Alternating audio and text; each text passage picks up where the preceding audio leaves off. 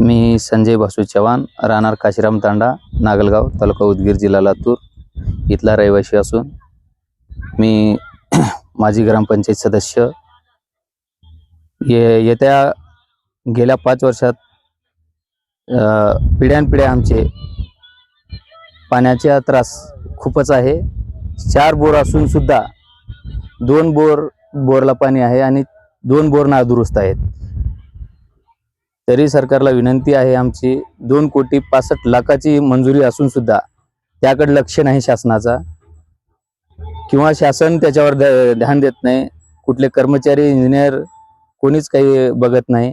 वारंवार आम्ही शासनाकडे दरबारी जात असताना सुद्धा आमच्याकडे दखल घेत नाही. आणि एवढी जनता असून सुद्धा ह्या जनतेला कुठल्याच प्रकारचं पाणी भेटत नाही. आणि सालाचे 12 महिने आम्हाला खरेदीच पाणी घेऊन प्यावं लागतं.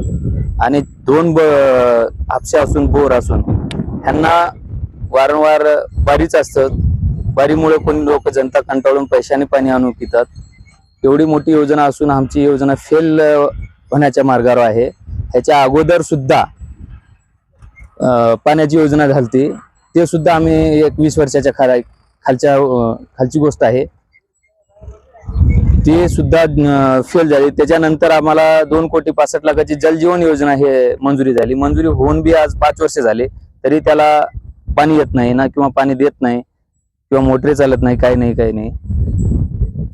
तरी शासनाला विनंती आहे, शासन आमच्याकडे लक्ष द्यावं. एवढ्या उन्हातानात आम्ही जनता एवढी पाण्यासाठी उन्हात बोरसाठी इथं पाण्यासाठी थांबत आहे.